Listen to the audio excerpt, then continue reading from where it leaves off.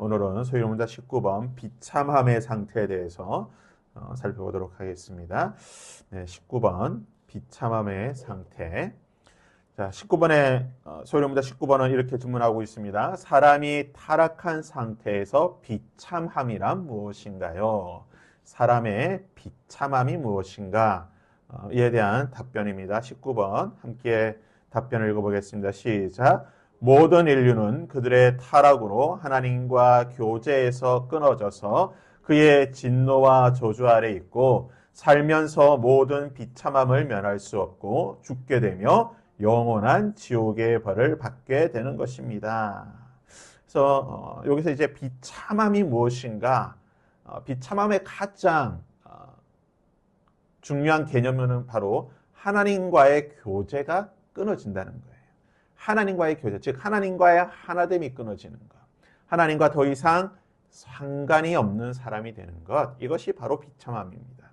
그렇기 때문에 하나님과의 교제에서 떨어지기 때문에 끊어지기 때문에 하나님의 진노와 저주와 심판을 받게 되는 것이고 그 저주와 심판의 결과가 무엇이냐? 바로 죽음이고 죽음 이후에 영원한 지옥의 형벌을 받게 되는 것. 이것이 바로 비참함의 상태라는 것입니다. 그래서 비참함의 원인이 무엇인가? 그것은 바로 하나님과의 교제가 끊어지는 것이다. 하나님과의 교제가 끊어지는 것이 곧 죄의 결과라고 할 수가 있습니다. 그래서 이 비참함이 하나님과의 교제가 끊어지는 것이다. 그래서 어떻게 보면 이 하나님과의 교제가 가장 중요한 겁니다. 하나님과의 교제가 끊어지기 때문에 비참한 것이고 지옥의 형벌이 무엇이냐? 그것이 바로 하나님과의 더 이상 교제가 없는 것. 예수님께서 나사로의 그 비유에서 말씀하셨듯이 하나님이 더 이상 상관하지 않는 것. 그것이 바로 지옥이고 어떻게 보면 이 땅에서도 여전히 지옥의 삶을 살고 있다는 거죠. 그래서 하나님과의 교제 가운데 있으면 즐거운 것이고 하나님과의 교제가 곧 영생이고 생명이라는 것입니다. 인간은 비참한 가운데 태어나며 왜 그렇습니까? 죄로 말미암아 하나님과의 교제가 끊어진 즉 비참한 가운데서 태어나게 되고 이 비참함 하나님과의 교제가 끊어진 가운데서 생활하게 되고 비참한 가운데에 죽게 되는 그리고 영원한 그 하나님과의 교제가 없게 되는 비참한 가운데 죽게 된다는 겁니다. 그래서 이 비참함이라고 하는 것을 우리가 단어가 이제 비참함이라고 하다 보니까 우리가 어떤 뭐라고 할까요? 어떤 육체적인 어떤 그런 상태를 많이 생각하게 됩니다. 즉, 몸이 아프다든지 또는 여러 가지 경제적인 어려움이라든지 또는 관계적인 그런 무너지는 것들에 대해서 우리가 어떤 단순히 우리 육체가 겪게 되는 그러한 좀 처절한 고통, 그러니까 즉, 욥이 겪었던 그런 처절한 고통, 육체적인 어떤 고통을 많이 비참함이라고 생각하는데 그것은 뒤에도 나오겠지만 하나의 현상일 뿐입니다. 하나의 현상일 뿐인 것이고 본질은 하나님과의 교제가 끊어졌다는 거예요. 즉 아무리 부자로 산다 할지라도 아무리 건강한다 할지라도 아무리 많은 것을 가져 있다 할지라도 하나님과의 교제가 없으면 그것이 곧 비참함이라는 거예요. 그래서 우리가 비참함의 어떤 개념 자체를 어떤 육신의 부족함, 어떤 육신의 아픔, 고통으로만 한정하게 되면 이 하나님과의 교제가 비참함이라고 하는 것에 대해서 하나님과의 교제가 끊어진 것이 비참함이라고 하는 것에 대해서 좀 뭐라고 할까요? 뚜렷하게 체감이 되지 않는다고 할까요? 어떤 개념이 안 잡힌다고 할까요? 어떻게 그렇게 생각해 볼 수가 있습니다. 이제 비참함의 상태에 대해서 한번 계속 살펴볼 텐데요. 자, 비참함의 상태란 무엇인가? 아까 첫 번째 네 가지입니다. 비참함의 상태를 소유리 문답에서 정리하기로는 이제 네 가지로 정의를 하게 되는데 첫 번째는 뭐냐? 하나님의 진노와 저주 아래 있다. 그러니까 좋으신 하나님, 성경 말씀대로 좋으신 하나님, 선하신 하나님, 우리에게 언제나 사랑과 긍휼을 품고 계시는 그 하나님, 그 좋으신 하나님의 사랑과 은혜를 받는 것이 아니라 그분의 진노와 저주 아래 있다는 겁니다. 이것이 이 비참함의 상태라는 거죠. 그래서 조나단 에드워드 1800년대에 미국에서 대각성, 대부흥을 일으켰던 이 조나단 에드워드라고 하는 사람이죠. 조나단 에드워드. 이 사람의 대표적인 설교가 바로 이것입니다. 진노한 하나님의 손에 들린 진노한 하나님의 손에 붙들린 죄인들, 진노한 하나님의 손 안에 있는 죄인들이라고 하는 설교입니다.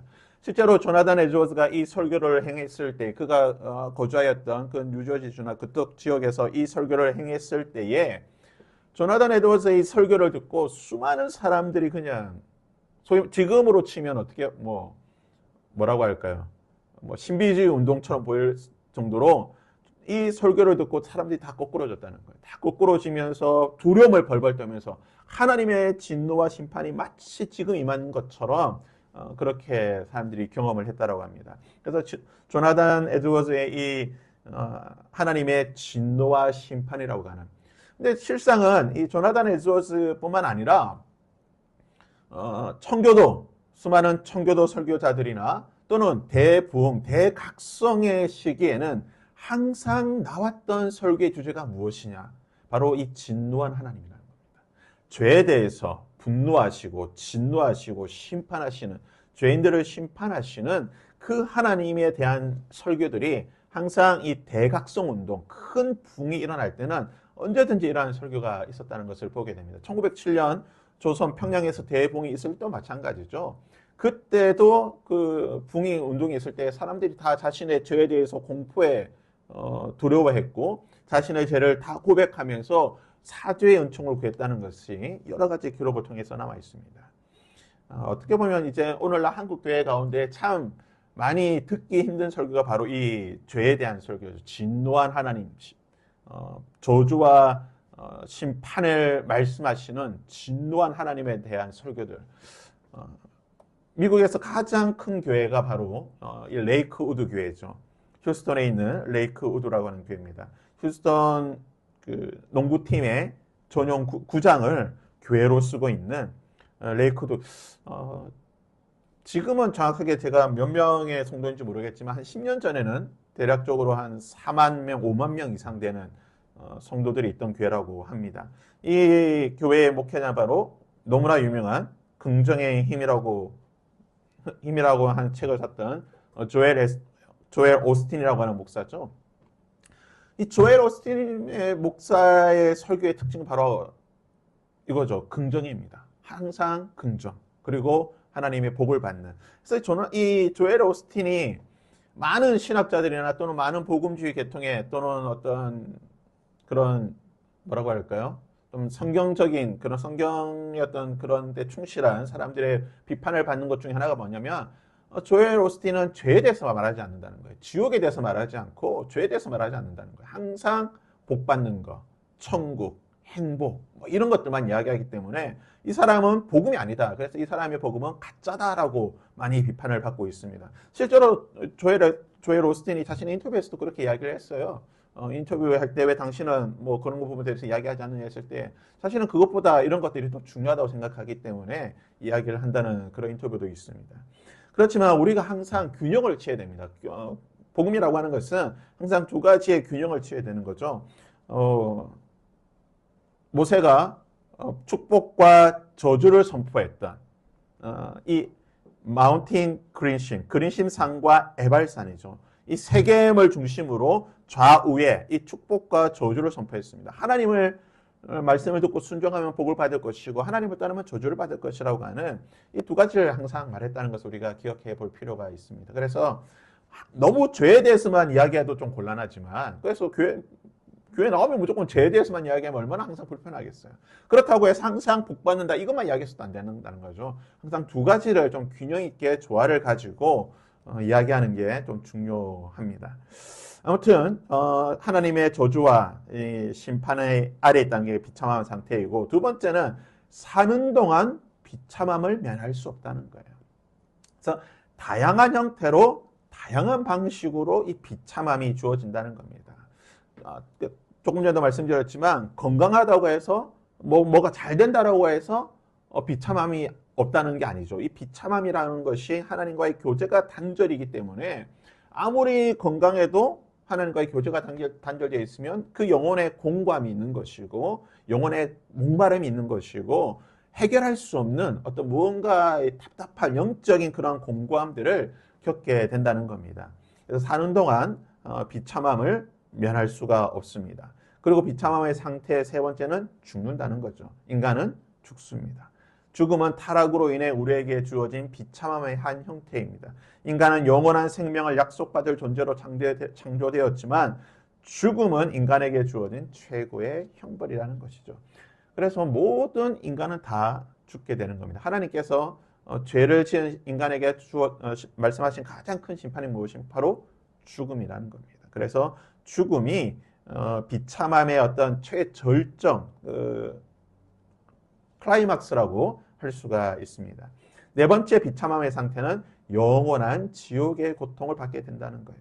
그래서 지옥은 끊임없이 고통을 받는 것입니다. 우리가 보통 이제 부활하면 천국에 가는 사람들만 어떤 부활을 할 것이다라고 생각을 하게 되는데요.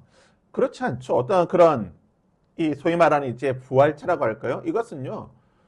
지옥에서 고통당하는 사람들도 마찬가지입니다. 지옥에 있는 사람들도 육신적인 고통을 받게 되는 거죠. 성경에서 이야기하듯이 그런 육체적인 고통, 불로 태움을 당하는 어떤 그런 육체적인 고통을 받게 되는 겁니다. 하지만 우리가 지옥을 생각할 때 가장 중요하게 생각해야 될 것이 무엇이냐? 그런 어떤 육체적인 고통, 뭐 불로 태움을 당한다든지 구더기도 죽지 않은 그 뜨거운 불 속에서 불구덩이 속에서 영원토록 고통당하는 그게 중요한 게 아니라 하나님과의 교제가 영원토록 단절이 되고 하나님께서 철저하게 무관심으로 일관한다는 것이 가장 최고의 고통이라는 거예요. 그래서 이 땅에서도 여전히 지옥의 고통을 맛보는 거예요. 우리가 이 땅에서 천국의 기쁨을 맛보듯이 불신자들도 이 땅에서 지옥의 고통을 맛보고 있는 겁니다. 그것이 무엇입니까? 하나님께서 무관심하다는 거예요. 하나님이 철저하게 무관심으로 어떠한 관심도 가지지 않는 것이 바로 최악의 지옥의 고통이라고 할 수가 있습니다. 그래서 이제 우리가 지옥을 너무 어떻게 보면 우리 기독교뿐만 아니라 불교라든지 거의 세계 모든 종교들은 이 지옥이라고 했을 때에 굉장히 어떤 육체적인 그런 고통을 많이 강조를 하게 됩니다. 그래서 지옥은 불교 같은 경우는 8대 지옥이라고 하죠. 8대 지옥이고 또 그 안에 또 세분화가 되어 있습니다. 그래서 불교의 지옥은 모두 136개인가 그렇다고 해요. 136개의 종류의 지옥이 있습니다. 그래서 각 죄를 지은 신과 함께라고 하는 그 영화를 보면 잘 나와 있죠. 각 지옥마다 당하는 고통이 다 다릅니다. 그래서 말로 죄를 지어서 가는 지옥 또는 도둑질해서 가는 지옥, 가는 지옥마다 또 당하는 고통이 다 다르다고 해요.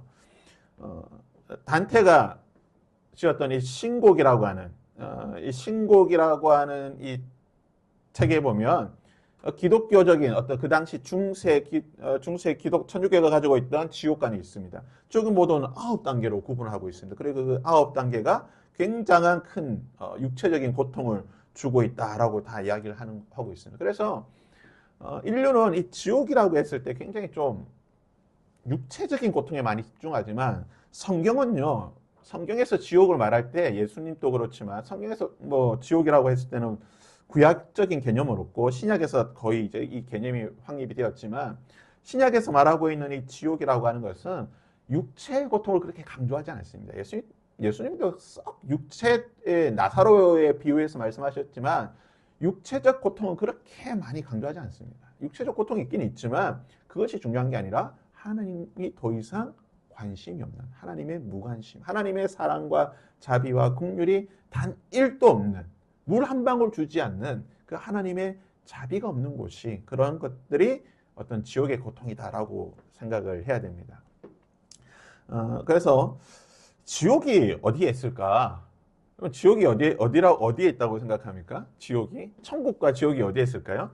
이것은 이제 유대교적인 유대교적인 어떤 개념이 좀 더 발전해서 중세 신학에서 중세 천주교와 여러 신학에서 이렇게 잡힌 개념인데요. 보통 이제 지옥을 어디로 생각하냐면 지옥은 땅 속에 있다고 생각합니다. 구약적 개념에서 스올이라고 하는 것, 하데스라고 하는 그 개념이 땅 속에 꺼진다, 땅 속이라고 표현되어 있기 때문에 유대인들, 구약적 개념에서 유대인들은 지옥을 땅 속에 있다고 합니다. 그래서 보통 저 무저갱 하면 저 지옥 땅속 저 끝에 그래서 지금 지구과학으로 표현하면 뭐 핵 속에 그런 아주 땅 깊숙한 곳에 지옥이 있다라고 생각을 하게 되고, 천국은 어디에 있는가? 바로 이제 뭐 첫 번째 하늘, 두 번째 하늘, 세 번째 하늘 개념이 있죠. 첫 번째 하늘 우리가 있는 대기권, 두 번째 하늘은 이 우주. 그래서 이 우주가 사탄이 공중권세 잡은 그곳이고, 마지막으로 이제 그 위에 천국, 삼층천이라고 하는 이 개념이 이제 유대교적 개념이죠. 바울이 이야기했던. 그래서 이제 지옥이 어디 있을까, 천국이 어디 있을까? 많이 좀 신학적 주제고 토론이 되고 논란이 되긴 하지만, 저는 개인적으로 지옥과 천국이 아마 저 우주 어디인가 있지 않을까. 실존하는 우리의 머릿속 개념이 아니라, 그것이 뭐 땅속일 수도 있고 저 우주 어디인가일 수도 있겠지만, 좌우지간 천국과 지옥은 실존적인 장소라고 하는 것을 우리가 꼭 기억해야 됩니다.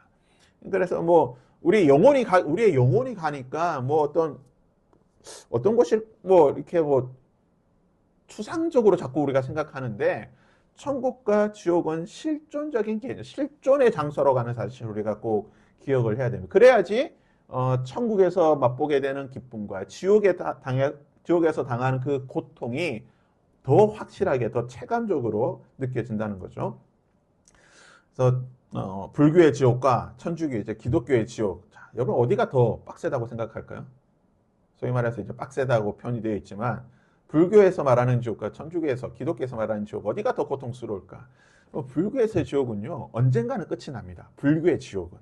그러니까 그 형벌이 뭐 몇억 년, 뭐 몇억 간년 뭐 이렇게 되긴 하겠지만, 나중에 불교의 지옥은 끝이 나요. 그 끝이 나서 그 지옥의 고통을 다 당하고 나면 다시 윤회를 한다고 말하죠. 그러나 기독교의, 우리 성경에서 말하고 있는 지옥은 끝이 없습니다. 영원히 당하는 고통이에요. 그래서 우리 기독교의 개념에서 말하고 있는 이 지옥이 더 고통스럽다는 겁니다.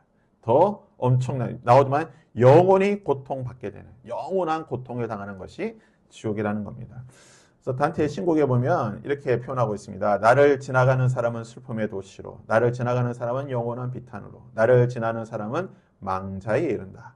정의는 지고하신 주를 움직이시어 신의 권능과 최고의 지와 온초의 사랑으로 나를 만들었다. 나보다 앞서는 피조물이란 영원한 것뿐이며 나 영원히 서 있으리.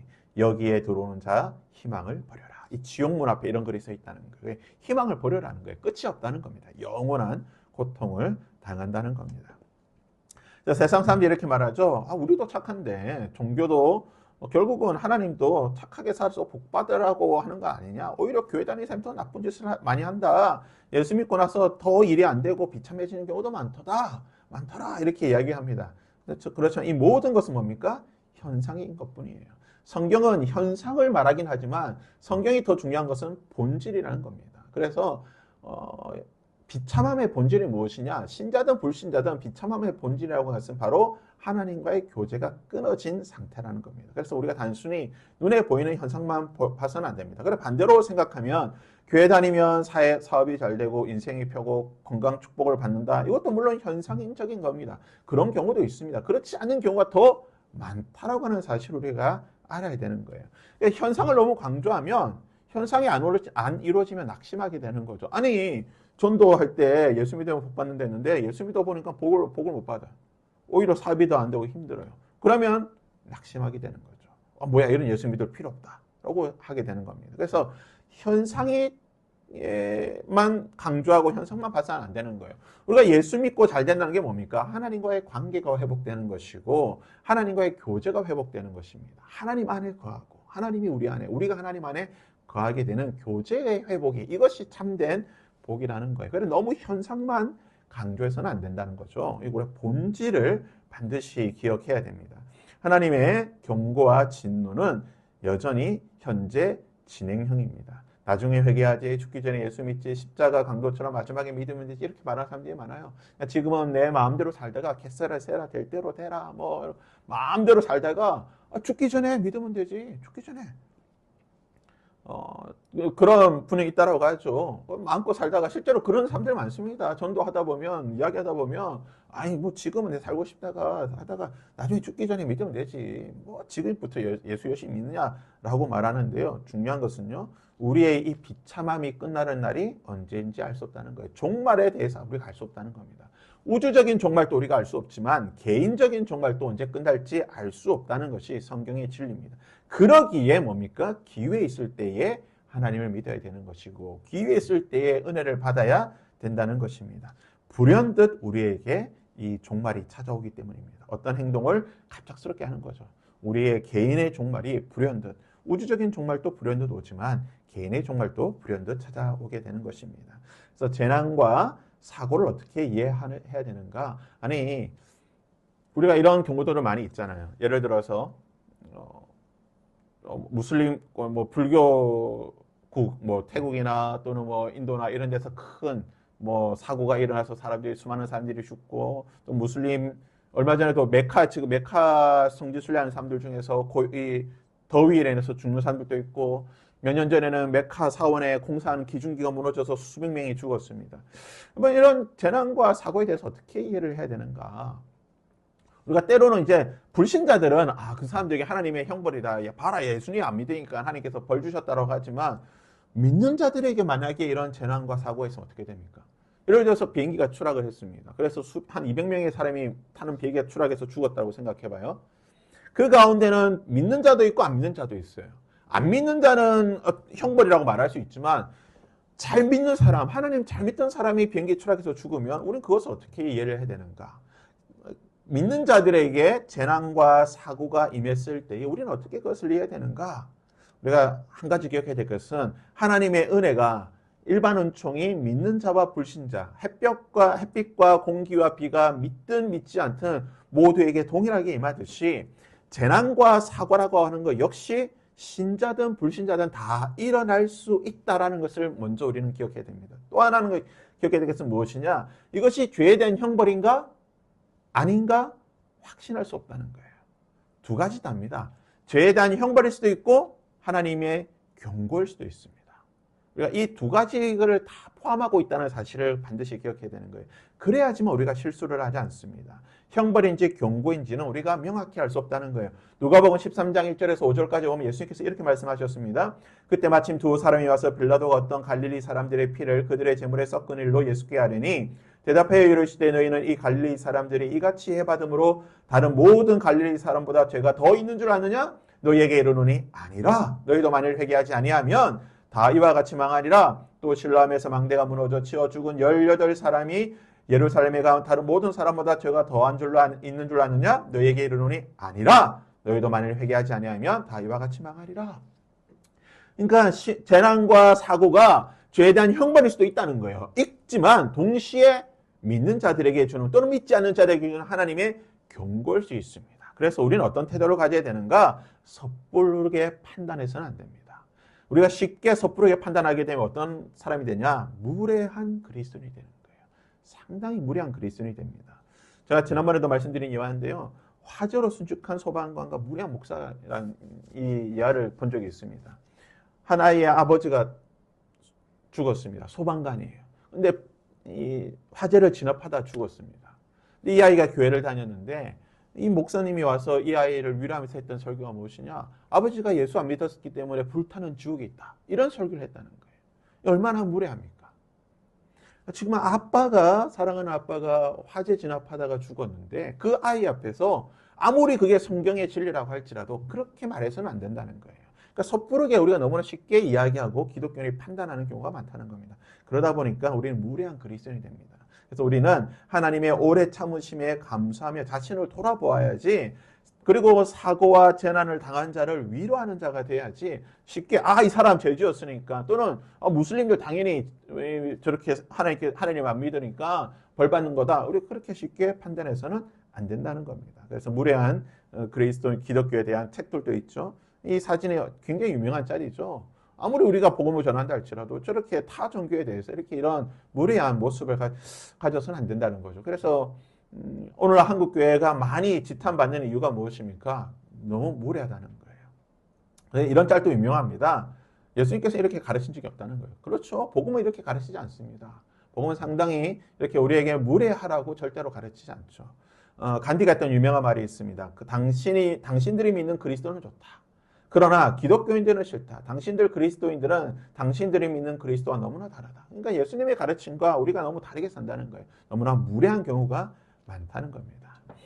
그래서 전적으로 타락한 인간은 선이 완전히 제로한 상태인가? 순도 100% 그러니까 타락한 인간은 선이 없는 완전히 선 없는 악으로만 가득 찬 인간인가? 그래서 우리가 이 전적이란 말에 대해서 우리가 잘 기억해야 되는 거죠. 이것은 정도가 아니라 범위라는 겁니다. 전적 타락은 모든 부분에서 타락했다는 말을 하고 있습니다. 불신자 중에는요, 성인군자, 착한 사람, 기분천사들도 좀 많습니다. 여러분 언론을 통해서 우리가 그런 사람들 많이 보죠. 만약 인간이 모두 타락했다면 모든 선은 하나님께로 나온다는데 저들이 행하고 있는 선이 가짜라는 것입니까? 불신자들 중에서도 얼마나 착한 사람들 많습니까? 우리가 이거에 대해서 어떻게 생각해야 되느냐? 여러분 타락의 정도는 범위라는 거죠. 100% 타락한 게 아니라 어느 정도 타락했기 때문에 따라서 어느 정도 선을 행할 수 있다라고 하는 사실을 기억해야 됩니다. 그래서 얼마든지 불신자들도 선은 행할 수 있습니다. 그것이 하나님이 원하시는 성경에서 말하고 있는 선은 아니겠지만 불신자들도 얼마든지 착하고 선하게 살 수 있습니다. 그래서 여러분 불교들도 얼마나 선한 일 많이 합니까? 여러분 무슬림들도 선한 일 많이 합니다. 한국 사회의 복지 관련돼서 60% 70%는 기독교가 담당하지만 30% 40% 이상은 또 다른 종교, 타 종교, 불교나 또는 타 종교들이 담당하고 있습니다. 그래서 얼마든지 그들도 선하게 살고 있습니다. 하나님께서는 일반적인 진리가 통용되는, 즉 권성징악이라든지 이런 일반적인 진리가 통용되는 사회를 통치하고 계십니다. 우리가 일반적인 그런 세상적인 진리가 이 땅에도 여전히 유효하고 통치된다고 하는 사실을 기억해야 됩니다. 하지만 그들이 선을 행했기 때문에 의로운 사람이 된다는 건 아니죠. 선행과 구원은 별개의 문제입니다. 그래서 하나님의 기준, 하나님이 원하시는 선에는 이룰 수가 없습니다. 그러니까 아무리 선한 일을 해도 그것이 구원에 이르는 선은 아니라는 거예요. 구원과는 전혀 별개의 문제이기 때문에 그들이 선한 일을 행할 수 있지만 그렇기 때문에 뭡니까? 그들에게도 복음이 필요하고 예수님이 필요하다는 사실입니다. 그렇다면 우리가 죄와 타락을 배웠기 때문에 죄와 타락을 배운 사람들은 어떠한 삶의 태도를 가져야 되는가? 사도행전 2장에서는 베드로의 설교를 듣는 청중들이 마음에 찔려 형제들아 우리가 어찌할 거라고 반응을 했습니다. 그래서 우리가 죄와 타락과 비참함에 대해서 배우면 배울수록 무엇을 해야 되는가? 우리는 아무것도 할 수 없다는 사실. 나는 철저하게 아무것도 할 수 없다는 사실을 기억해야 되는 것이고 내가 아무것도 할 수 없기 때문에 뭡니까? 하나님께서 나를 찾아오셔야 되고 하나님께서 나를 만나주셔야 되는 겁니다. 그래서 우리가 죄에 대해서 비참함에 대해서 타락에 대해서 배우면 배울수록 우리가 고백하는 것은 무엇이냐? 바로 찾아오시는 하나님. 하나님의 전적인 은혜. 하나님의 은혜가 아니고서는 하나님께서 나를 구원해 주지 않으시고는 하나님이 나에게 손을 내밀어 주지 않으신다고 한다면 나는 결코 아무것도 할 수 없는 존재라고 하는 사실을 고백할 수밖에 없다는 겁니다. 그래서 우리가 19번까지 우리가 살펴보았는데요. 19번까지 죄와 타락과 비참함에 대해서 배웠기 때문에 이제 소위 말하면 20번에서는 그렇다면 이 죄와 타락과 비참함 가운데 있는 우리가 어떻게 하나님의 은혜로 구원받을 수 있는가? 그 찾아오시는 하나님, 우리를 찾아오시는 하나님이 누구이신가에 대해서 배우게 된다는 겁니다. 그래서 다음 주는 20번 우리를 찾아오시는 중보자 되시는 우리의 구원자 되신 예수님에 대해서 살펴보도록 하겠습니다. 이 시간 우리 함께 잠시 찬양으로 함께 찬양하고 하나님의 보러 나아가도록 하겠습니다.